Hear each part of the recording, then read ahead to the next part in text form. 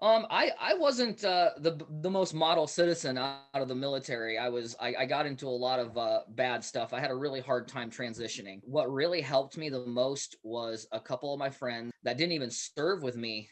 They were really big outdoorsmen. Hi, Nikki here. This is KastKing on the Line with your host, Nikki.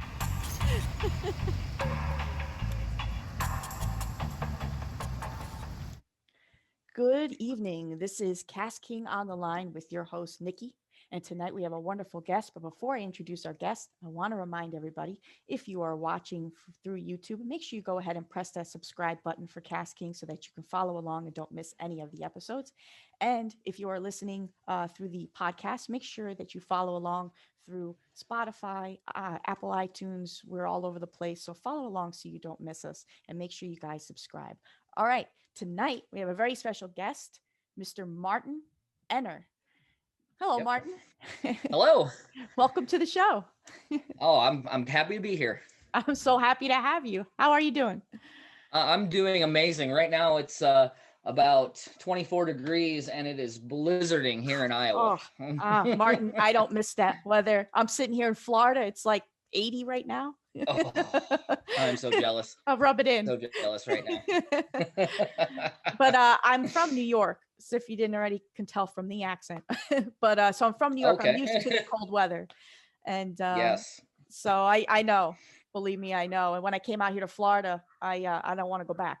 I fell in love with the weather. Yeah.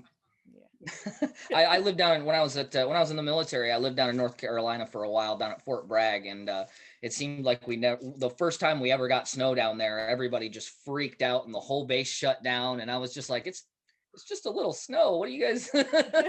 I'm from Iowa, you don't have to shut everything down because it snowed an inch. Yeah, I mean, come on, toughen up a little bit. Yep.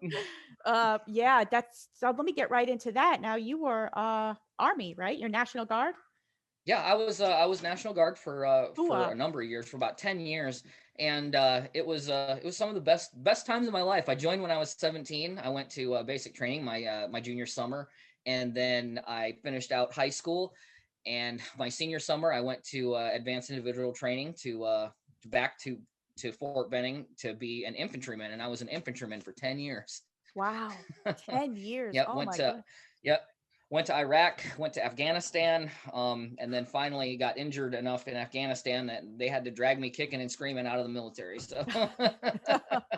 Oh, wow. I'm so sorry about that, though. Yeah. But 10 years. Oh, that's crazy. Mm-hmm. I can't imagine what you've seen, everything that you've been through.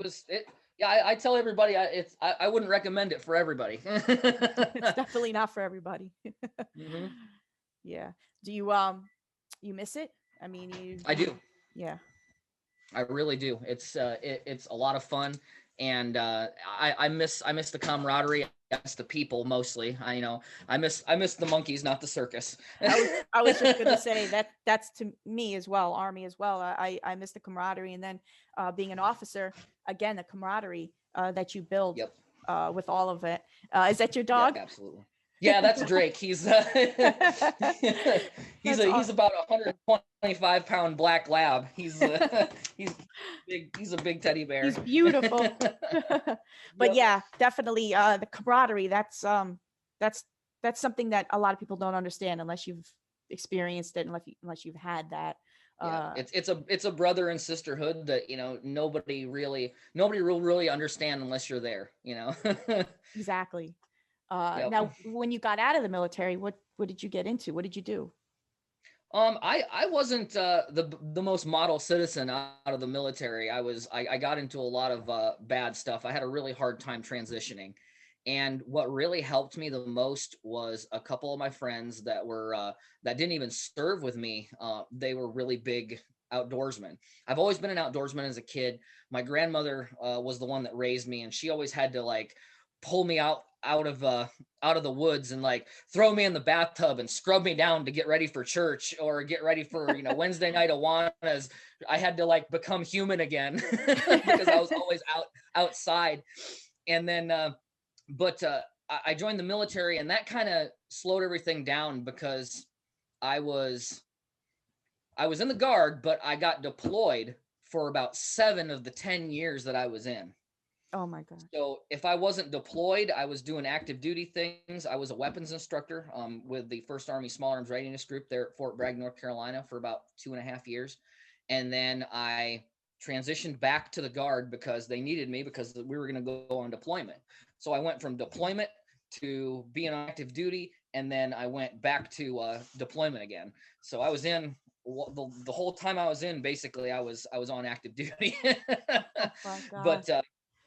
But yeah, during that time, during about an 8-year time span, I really wasn't a whole lot outdoors, and a couple of buddies got me back into it once I got back from overseas in 2011. I got blown up in Afghanistan by an IED, and I broke my back in 2 places, and I was immobilized for a little while. I actually crushed my T6 and my T7 together, and I'm about an inch shorter than I used to be. So I was in a back brace for a while, and one of my buddies was like, we got to go out in the woods, and we got to get you out of this funk, this really bad funk that you're in. And sure enough, it snapped me right out of it. I started hunting, I started fishing, and then I just started to get progressively better along with my wife. She helped me a ton, and we ended up having 3 kids together. She had one from a previous marriage, and it was just I think between her and the outdoors really just kind of saved me and pulled me back from a lot of that stuff. And I started actually fishing more professionally once I started my business, my now business, Enter I Was Outdoors. Now, Martin, I speak for not only myself, but I know that everybody listening, but thank you honestly for your service and everything that you went through for us. Welcome. And protecting us. And really, that means a lot. And I know everybody listening feels the same way. So, but I know everything that you went through and everything that you've been through, nothing can really say thank you than, just mere words, but honestly, from the bottom of my heart, thank you. Yeah, you're very welcome. But I understand that the outdoors, how it feels like it saves you in a way, because it did me in multiple ways. I got injured on the job, completely different at the sheriff's department. And when I got injured, my whole life was being an officer. I mean, my whole life, that's what I wanted. Since I was a little kid, all I wanted to do was protect people, protect and serve like I was. And when I was knocked off that path and I got injured, my life, I what was I going to do? I'm thinking, this is it. This is all I wanted to do. I don't want to do anything else. And I got into fishing by friends that pushed me into it for therapy. They said it's nothing like being in the outdoors and being out there in Mother Nature, and how it'll help you. And I started, and it did just like you. It saved me. It helped with my depression, PTSD, all of that. It saved me. I think a lot of it is that quiet, that calm, that sereneness of just being outside is what really helped me as far as the therapy. You go from, especially being in the military, you go from such and even with being an officer, you go from such chaos. You literally throw yourself into chaos. Yes, you have to. You feel the duty to it every and day. Then you want somewhere to go where it's quiet and peaceful and there's nothing else going on. No. And you feel safe and everything's right with the world at that point in time. Right, everything's okay. It's awesome. Yeah. Yep. So it's just it's an incredible feeling. And so I definitely know that.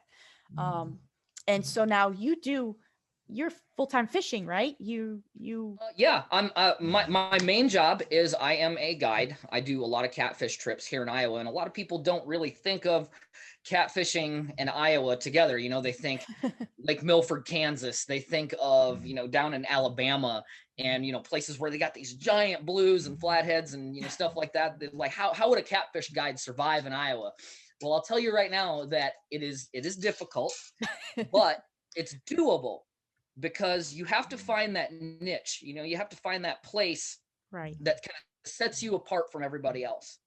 And one of the things that I like the most is we catch a lot of fish. Like we go out there and we could catch 50, 60 fish in a trip because we have waters here in Iowa that are just full of channel catfish.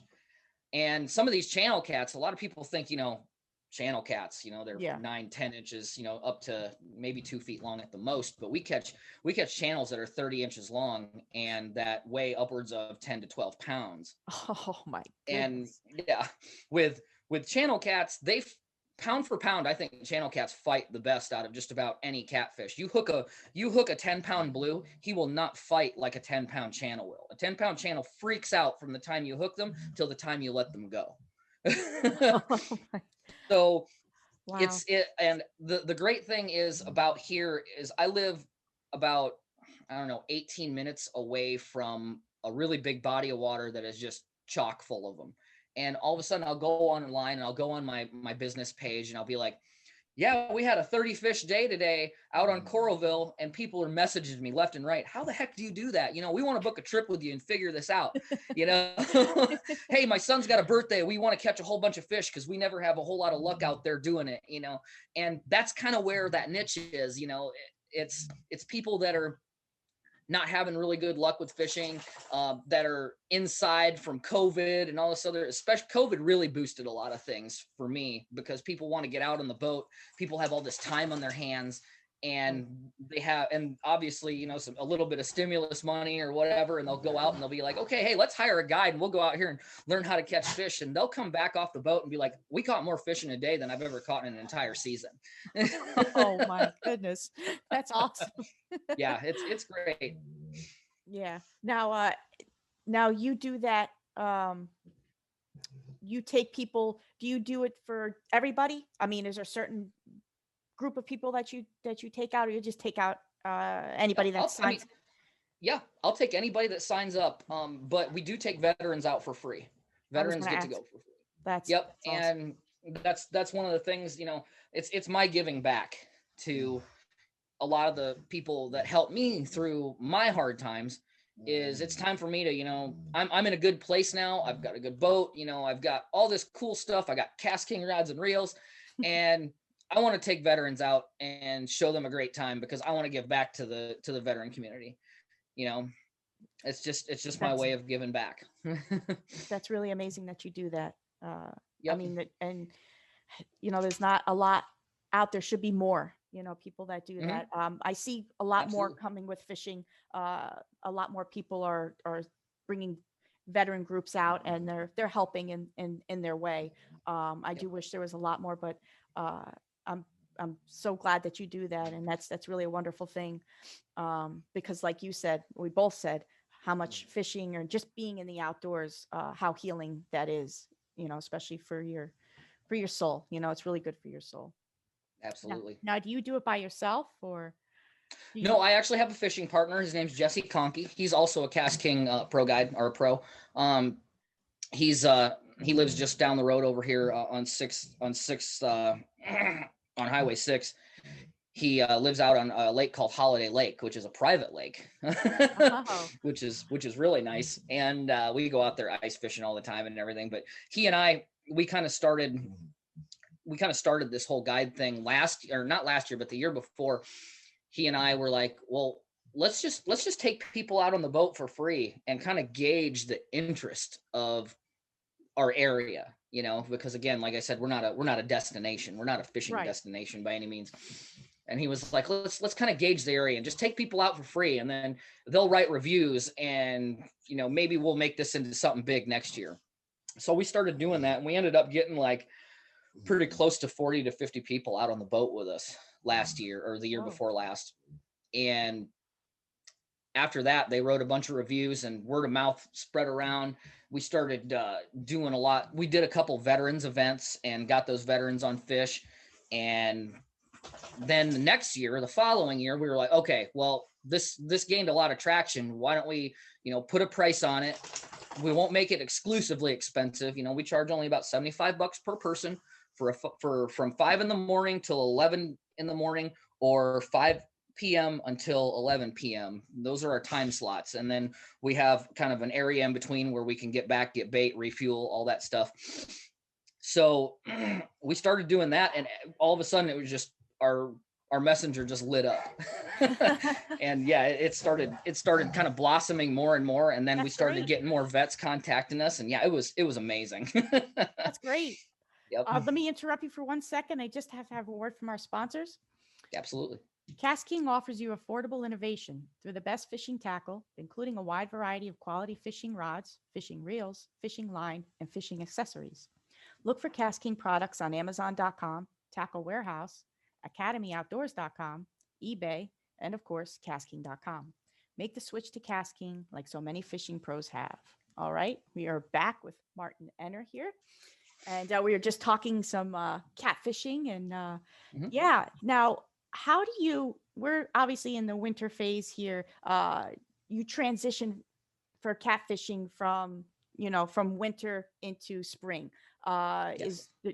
Is there a big transition there? Is there a big difference in how you approach them? There is, but I mean, the only difference really is the fact that there's no ice there, because we target channel catfish year round. Mm-hmm. We target them on the ice, and I'll tell you right now, when you catch channel cats through the ice, it is a blast. I'm just picturing, especially when you're using a short rod, when you're using the ice rods, and you've got 3-pound test line on, and you're ripping them up through that hole. It is, and sometimes they're so big that you can't get them through a 6-inch hole. You have to drill more holes around it just to get the fish through the hole. Oh my yeah. But from winter, from the time the ice is there till the time it's just starting to break up, just about the time it leaves, what we'll do is we'll actually go out and we'll use really small pieces of bait. We'll use cut bait. And we'll even use wax worms. We'll actually run wax worms under the ice really? as well. But we use very small pieces of cut bait, like maybe, I don't know, 1 inch by inch square of bluegill meat or shad or something like that. We also use shad guts, which is, the guts of a shad. You just pull them out and they all come out as one. And they have a gizzard that you can actually put a hook in. So we'll use things like that. And we'll actually target them, especially in the spring. When we go into the spring and the ice finally leaves, we'll actually go up into about 18 to, I don't know, maybe 6 inches of water. And we'll actually target these fish in really, really shallow water, because what they're doing is they're following the bait, because the bait's trying to find all those zooplankton and all that stuff that's, getting warmed up by the sun and finally starting to, become alive a little bit more. So those shad and those bluegills are up there feeding on that stuff, and the catfish follow that. So they're up there, and not only that, but they actually get the shad and all the winter kill that's frozen into the ice, that floated to the top and then froze into the ice. That's all falling down to the bottom now. Okay. So yeah, we end up finding these fish in 40-degree water, but they're only in probably anywhere between 18 to 16 inches of water, and it's unreal how thick they school up in there, and they're so unnoticeable. You're in really muddy water, and then all of a sudden there's like 300 cats over there that you just don't see, but they're only in a foot of water. They're so thick down there. If you put your foot there, you'd probably walk over them.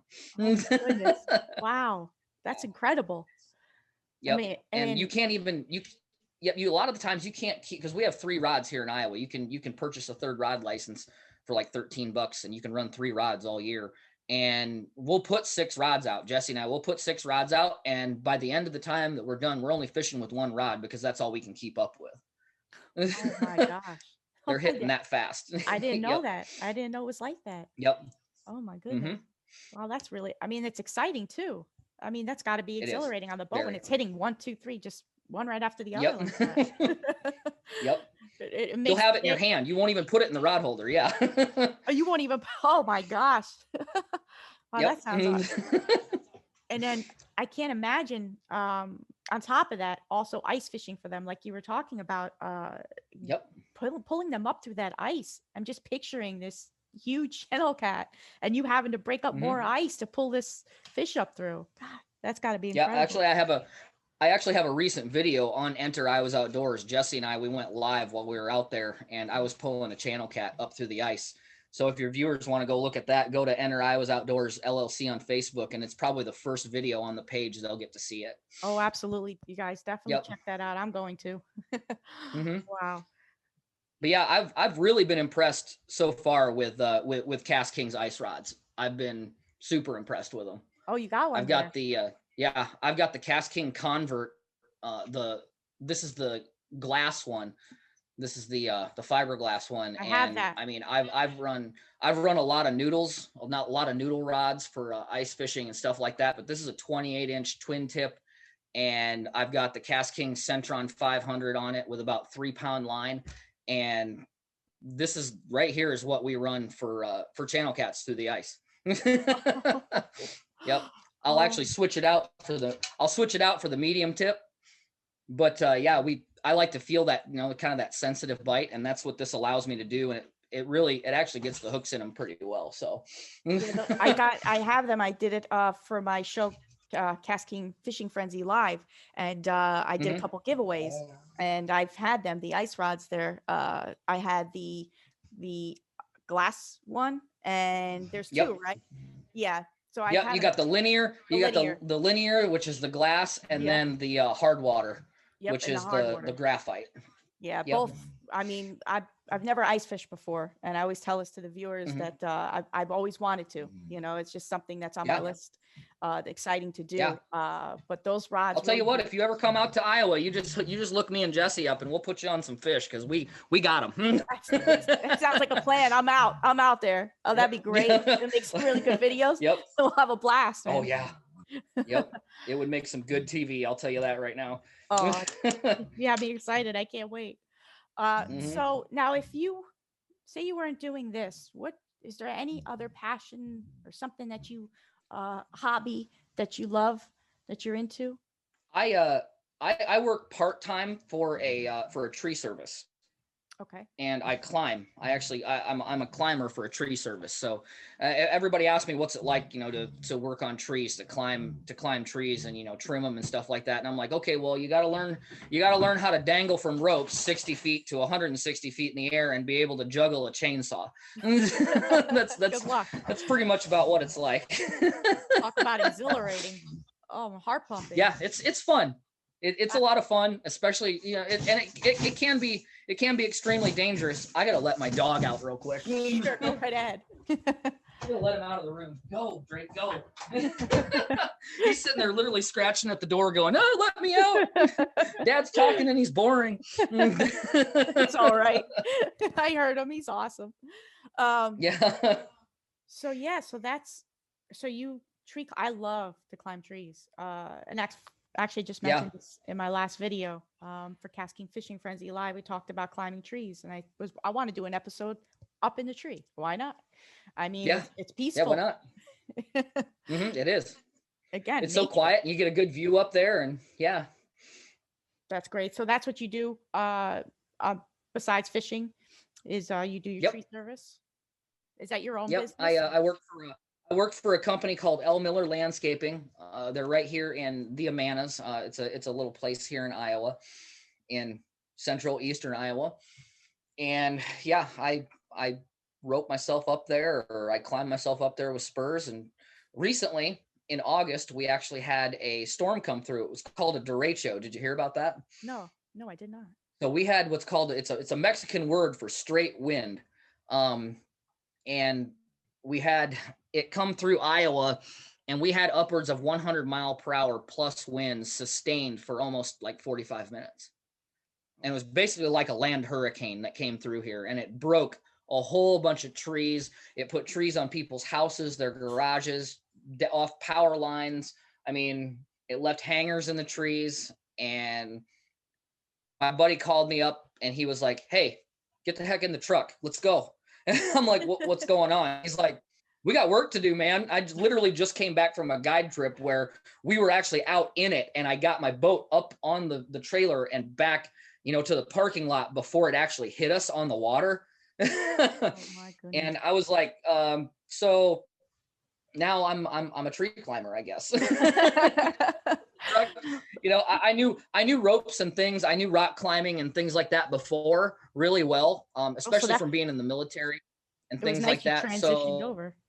yeah. And all I really had to learn was trees, after that. And I'll tell you what, it's not, it's really different. A lot of people are like, oh, well, you just climb the tree, you learn more about, climbing tree. It's really There's a not. lot more to that. Yeah. You have to learn what species it is. If that species tends to peel, if you cut, if it peels down the bark, if it just snaps straight off, if it, how different trees behave when you cut into them, or if you have to trim them, or if you have to take them completely down. It's so much different. Have you encountered anything climbing up there? Any kind of animals or anything while you're up Oh there? yeah, I become like nose to nose with squirrels all the time when I'm up there. It's great. Oh, I'm picturing this. We cut down an oak, a really big oak, and it was rotted from the inside out because of carpenter ants, and it got sheared straight off from the middle from the storm, and it was just leaning over. So we actually cut off the part that was leaning, and they were like, just get rid of it, bring it down to a stump. So we cut into this thing, and as it fell over, it was hollow inside, and a big old family of raccoons just came flying out of it. And no. Yeah. They ran right past some of our people, and they're all like, oh, holy crap. They're dancing around. Yeah. I'm seeing that. That's like a commercial. Yeah. It was crazy. Wow, that's incredible though. But again, it just shows reverting back to out in nature, whether you're up in a tree, whether you're out on the boat, whether you're fishing, or whether you're just out there, it's healing, isn't it? It is. Yeah. I love that. Now your family, you're a father of 4 beautiful children. Are they into the outdoors like their daddy, or? Okay, let's see. My youngest, Mason, he's 3. He is curious about it, but he's still kind of tentative. My oldest, Max, he's 14. He could kind of care less. He likes going out and being in the boat, and he likes driving the boat because he gets to drive something, and the boat's the coolest things he can drive right now. But he enjoys being out there. He tubes. We put him in the tube behind the boat and pull him around and stuff like that. He used to duck hunt with me a lot when he was younger, but I mean, they got into the video games, and it's hard to compete with Fortnite sometimes. I hear you. My daughter Avery, this is my youngest daughter Avery. She surprised me the other day. I took her trout fishing and through the ice, and she was really intrigued, and she really paid attention. I made her more out to be a Barbies and ponies kind of girl. She's like more of a girly girl kind of person. I hear that. But when I got her out there fishing for trout, she was so focused and attentive, and I showed her how a Vexilar fish finder works, and she had it right away. And like the first drop, she pulls out a big old hen rainbow that was, 1.5 feet long, and I'm just like, isn't that the way? Okay, that's cool. That is so cool. I showed her how to hold it, and she took a really cute picture. Again, that's on Ennor I Was Outdoors Facebook page. If you scroll down a little bit, you'll see that with her. But my little girl, she's 7, soon to be 8, and that's Autumn, and she is like my outdoors girl. She's always been that way. She's always been intrigued with everything I'm doing. She is just die hard out in the woods, out in the duck blind, in the deer stand, on the ice, out in the fishing boat. She's come along on guide trips with me, and she's pretty much run the show before. I mean, she'll do everything from bait or cut up the bait the hook, throw or cast the rod. She knows where to set it because we have line counter reels. She knows where to set it. She knows how to run a planer board. She puts it out there, waits for the fish to bite. She'll reel down on the fish. She'll set the circle hook. She'll pick it up out of the rod holder, fight the fish, net the fish herself. Oh my God. Pull it in the boat and pull it into the boat and unhook the fish and throw it back, after she gets all of her grip and grin and smiling pictures with it. she is pretty hardcore. I'm so happy a to hear that, 7-year-old girl. because you don't get that a lot with girls, and Yeah. not a lot of women in fishing. There's not a lot of women in the outdoors.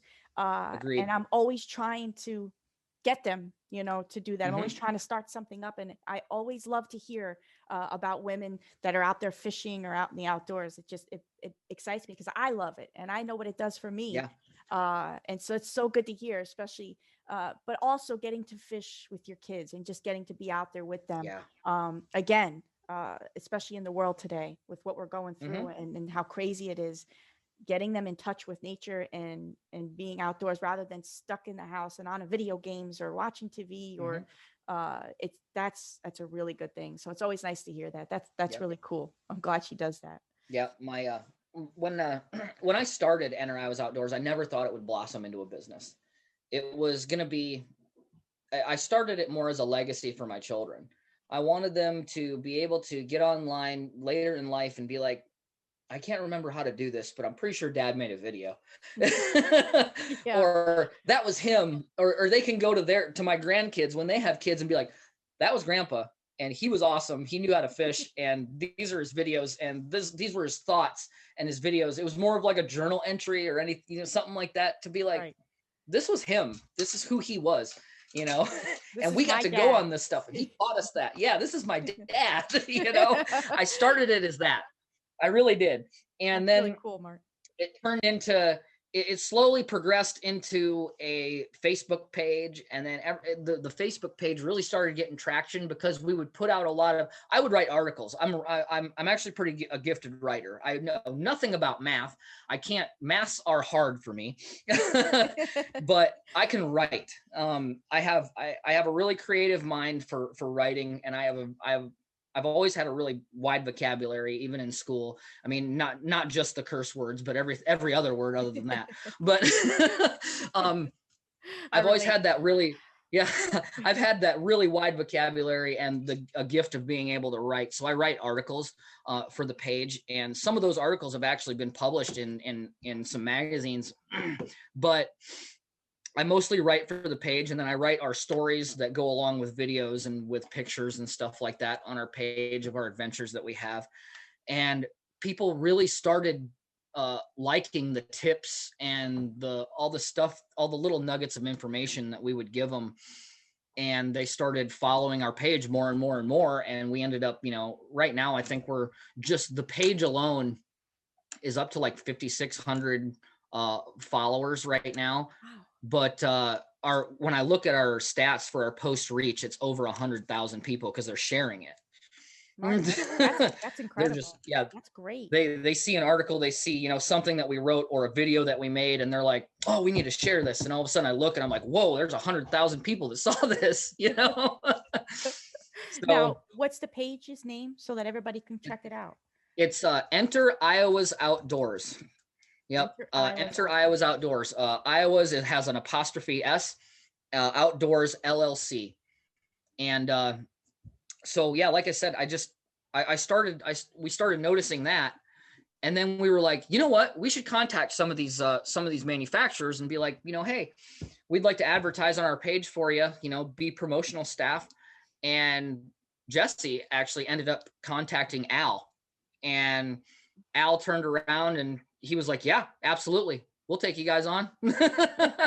So yeah, we've been diehard KastKing for a while. We were actually with Rippin' Lips for a rod company for a while. They're a catfishing rod company right here in Coralville, but they ended up shutting their doors and discontinuing their brand. And then they sold the brand to somebody else and they kept going with it. But we were with them for a while, and then we switched over to KastKing, and we couldn't be happier. We couldn't be happier with the KastKing rods that we use. We love them. They are great, aren't they? And I can't get enough. I'm addicted to especially them. Yeah. Yep. And now what is it that you do for KastKing? Are you a guide for KastKing or for them as well? Yep. I'm actually on. I think they put me underneath the professional fisherman category, I guess. Because there's that pro guide portion, and then there's like a professional portion, yeah, they put me and Jesse under the pro because we go to tournaments and we guide as well. For me, tournaments aren't mostly I don't look at tournaments as at the aspect of, hey, I want to go out and beat everybody else because I'm better than them, or I want to go out and show everybody that I'm a really good cat fisherman.